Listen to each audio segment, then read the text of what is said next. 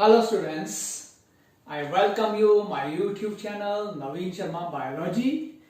तो जिन स्टूडेंट्स ने अभी तक सब्सक्राइब नहीं किया है वो सब्सक्राइब करें चैनल और जेनेटिक्स के वीडियो देखें। It will helpful to you in competitive examinations. तो ये जो जेनेटिक्स का मैं 39th वीडियो बना रहा हूँ, काफी लंबे समय बाद 8 या 10 दिनों बाद बन रहा है, क्योंकि कुछ डोमेस्टिक वर्क होने के कारण, ऑर्चर्ड में काम होने के कारण थोड़ा बिजी था। तो हम अब आगे रिज्यूम करेंगे। तो वीकली 1 या 2 वीडियोस आते रहेंगे। आप बेल आइकॉन भी दबा दीजिए ताकि आपको नोटिफिकेशन मिलता है। तो हमने जो पिछला वीडियो छोड़ा था, previous video I left that was the replication of DNA, experiment of the replication of DNA. That was the 3 types, and most important was the semi-conservative type. Today I will discuss about the mechanism or procedure of the replication. Before discussing this, what is the replication? Replication होती क्या है? Replication is the process in which formation of new copy of the DNA or duplication of the DNA, that is called replication. Now for the replication, what are main components? किन किन चीजों की जरूरत है? These are written here. First, enzymes. Second, nucleotides. Third, RNA primer, and 4 proteins. Now various type of enzymes are required. That is helicases enzyme, topoisomerase enzyme, DNA polymerase 3 enzyme, DNA polymerase 1 enzyme, DNA ligases enzyme, RNA primases enzyme. These are the some enzymes. Now nucleotides, as you know, there are 4 main nucleotides present. These are at here: DATP, deoxyadenosine triphosphate, deoxythymosine triphosphate, deoxycytosine triphosphate, deoxyguanine triphosphate. These are 4 more constituents of nucleotides. Then another, the small segments of RNA primer, that is required, and then protein. These are the main constituents. Now let us start the procedure or mechanism.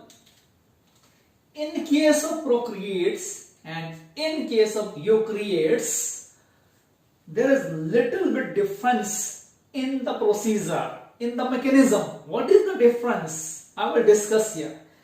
देखो, prokaryote और eukaryote में क्या होता है? Prokaryote, we will take the example of the Escherichia coli. उसमें क्या होता है? There is present of single origin. Single origin, what do you mean by single origin? For example, that is the DNA, double standard DNA. These DNA is joined, standard are joined together by the hydrogen bonding. Base pairs are attached to each other by hydrogen bonding. Now what happen when the replication start? यहां पर क्या होगा? Replication एक point से शुरू होगी। सिर्फ एक ही पॉइंट है पूरे डीएनए में रेप्लिकेशन के लिए, that is in prokaryotes. In eukaryotic there may be more than 2 points, 2 से ज्यादा, बहुत से मल्टीपल पॉइंट्स है। यहां भी रेप्लिकेशन स्टार्ट हो रही है, यहां भी स्टार्ट हो रही है, यहां भी स्टार्ट हो रही है, हो सकता है यहां भी हो सकता है यहां भी हो। अलग अलग बहुत से पॉइंट्स है जहां पर रेप्लिकेशन स्टार्ट हो रही है। वो प्रोक्रिएट्स में होता है, यूक्रिएटिक में होता है। In eukaryotic it is called multiple origin. Now let us start the जो प्रोसेस है, जो मैकेनिज्म है, वो एकदम सेम है. अब होता क्या है? First of all, there is present of role of helicases enzyme. Remember, what is the role of helicases? Because All these enzymes are important for the competitive exams like NEET, etc. or various entrance examination of the medical. तो हेलिकेजेस के बारे में पढ़ते हैं. मान लो ये हमारे पास DNA segment है, डबल स्टैंडर्ड है, ठीक है. अब if this is the point जहां से रेप्लिकेशन होनी है, यहां पर हेलिकेजेस का एंजाइम क्या है? अनवाइंडनिंग. समझते हैं? अनवाइंडिंग खोलना, ओपन करना, वाइंड इकट्ठा करना, जो कॉइलिंग हुई है उस कॉइलिंग को खोलना. इस तरह से वो कौन काम कर रहा है? यहां पर इस पोजीशन पर अटैच हो जाएगा एक एंजाइम. कौन सा एंजाइम? हेलिकेजेस एंजाइम्स. जैसे ही यहां पर अटैच हुआ, ये क्या कर देगा? ये उस कॉइल को ऐसे खोल देगा, अनवाइंड कर लेगा. कैसे? जैसे ये अटैच हुआ, इसके साथ साथ साथ में प्रोटीन अटैच हो जाते हैं. ये वाले protein, single standard DNA binding protein, ये प्रोटीन यहां पर अटैच हो जाएंगे. ये प्रोटीन अटैच हो जाएंगे और इसको इस तरह से खोल देंगे. ठीक है. These points, जहां से रेप्लिकेशन स्टार्ट होती है, उस पॉइंट को हम रेप्लिकेंस बोलते हैं, या रेप्लिकेशन बबल बोलते हैं, या रेप्लिकेशन फॉर्क बोलते हैं. ठीक है. इस तरह से. अब रेप्लिकेशन बबल क्यों बोला? यहां से ओपन हुआ, मान लो यहां से ये डीएनए था, यहां पॉइंट लगा, यहां प्रोटीन अटैच हुए, सिंगल स्टैंडर्ड प्रोटीन, या इनको क्या बोलते हैं? Helix stabilizing protein. ये अटैच हुए और इसने इस बबल को ऐसे, बाकी तो डीएनए स्ट्रैंड इतना छोटा है, इसको ऐसे ओपन कर दिया. क्यों ओपन किया? जो बेस पेयर्स थे उनकी बॉन्डिंग ब्रेकडाउन हो गई और दोनों स्ट्रैंड एक दूसरे से दूर चले गए और एक गुब्बारे की तरह वो फूल गया. इसको क्या बोल देते हम?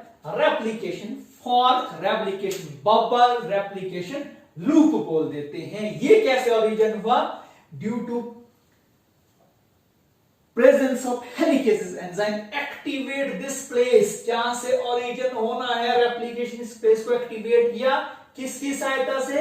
ये सिंगल स्टैंडर्ड प्रोटीन, या इन प्रोटीन को अनवाइंडेजेस प्रोटीन बोलते हैं.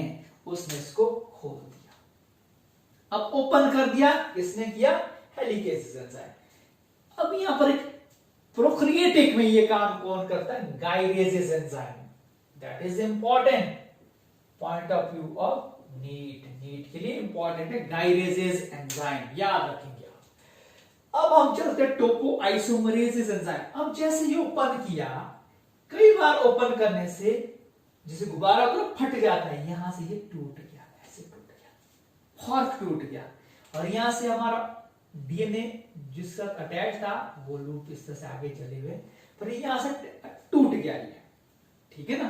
तो इसको स्टेबलाइज करने के लिए, इसको फिर से रीयूनियन करने के लिए, जोड़ने के लिए टोपो आइसोमरेज एंजाइम होता है, जो टेंशन को फ्री कर देता है, एनर्जी रिलीज नहीं होने देता, इसको जोड़ देता है.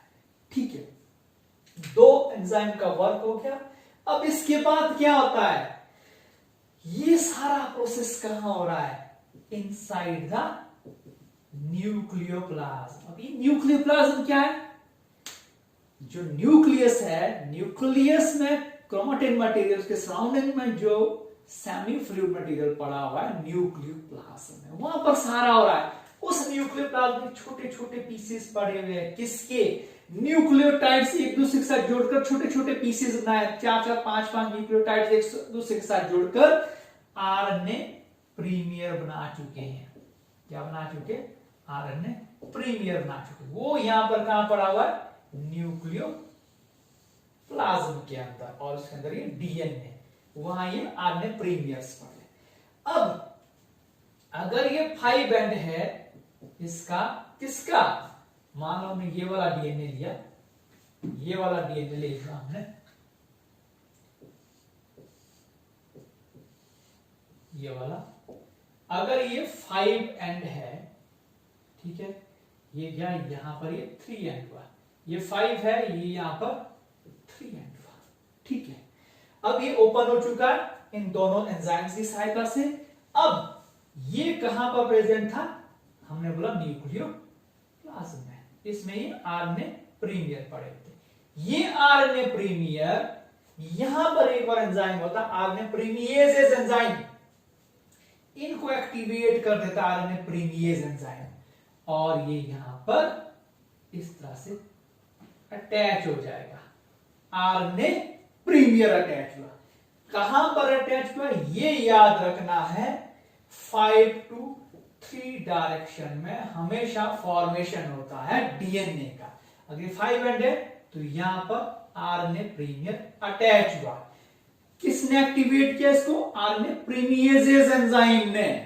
जब ये यहां पर पहुंचा उसके बाद क्या होता है, डीएनए पॉलीमरेज एंजाइम अपनी एक्टिविटी स्टार्ट करता है।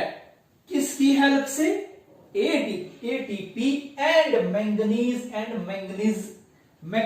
एंड मैंगनीज आयन की सहायता से ये क्या ले जाएगा, यहां पर न्यूक्लियोटाइड्स को ले जाएगा और न्यूक्लियोटाइड्स के साथ जुड़ते जाएंगे और एक चेन बनाता जाएगा। पॉलीमराइजेशन में हेल्प कर देता है डीएनए पॉलीमरेज 3 एंजाइम। कैसे, 3 to 5 एंड में होगा या 5 to 3 एंड में होगा। कैसे, एक न्यूक्लियोटाइड ये था हमारे पास, इसका 5 कार्बन है, ये 3 कार्बन है। इस 3 कार्बन के साथ अगला न्यूक्लियोटाइड 5 एंड पर जुड़ जाएगा फॉस्फेट की मदद से, तो ये ऐसी एक चेन बन जाती है और ये चेन लगातार आगे जाती है। ठीक है ना, 5 3 डायरेक्शन में। अगर ये चेन डायरेक्ट 5 3 डायरेक्शन में विदाउट गैपिंग जा रही है तो इसको हम क्या बोलते हैं, लीडिंग, LEADING, लीडिंग स्ट्रैंड। ये लीडिंग स्ट्रैंड बना दिया। साइमल्टेनियसली, साथ साथ दूसरी चेन फॉर्मेशन यहां से ऊपर होगी। यहां भी आरएनए प्रीमियर आया, वो अपनी फॉर्मेशन करता रहेगा, इसके साथ न्यूक्लियोटाइड जोड़ते रहेंगे और यहां पर हो सकता है दूसरा आरएनए प्रीमियर यहां अटैच होगा, तीसरा यहां, चौथा। तो ये सारे आप अपना क्या फॉर्मेशन कर रहे हैं, इस टेम्पलेट पर रेप्लिकेशन कर रहे हैं। ठीक है, अब यहां पर क्या हो रहा है, यहां पर हमारे पास कंटिन्यूस स्ट्रैंड नहीं बन रहा है जैसे यहां पर बना था, यहां फ्रेगमेंट्स में रेप्लिकेशन हो रही है। जब ये फ्रेगमेंट्स में रेप्लिकेशन होगी, जैसे यहां पर है, ये छोटे छोटे फ्रेगमेंट्स हैं, इनको ओकाजाकी फ्रेगमेंट्स बोलते हैं। क्यों बोला ओकाजाकी फ्रेगमेंट्स, क्योंकि जापानी साइंटिस्ट ओकाजाकी ने स्टडी किया था कि जब रेप्लिकेशन होती है उस टाइम कुछ फ्रेगमेंट्स बनते हैं जो छोटे छोटे स्ट्रैंड है, कैसे 5 3 5 3 5 3 5 3 डायरेक्शन में ऊपर को जा रहे हैं, उनको ओकाजाकी फ्रेगमेंट्स बोलते हैं। और इस स्ट्रैंड को क्या बोलेंगे, लैगिंग स्ट्रैंड, जिसमें क्या है, गैप बना हुआ। ये मैंने यहां पर लैगिंग स्ट्रैंड दिखा, ये लीडिंग स्ट्रैंड है।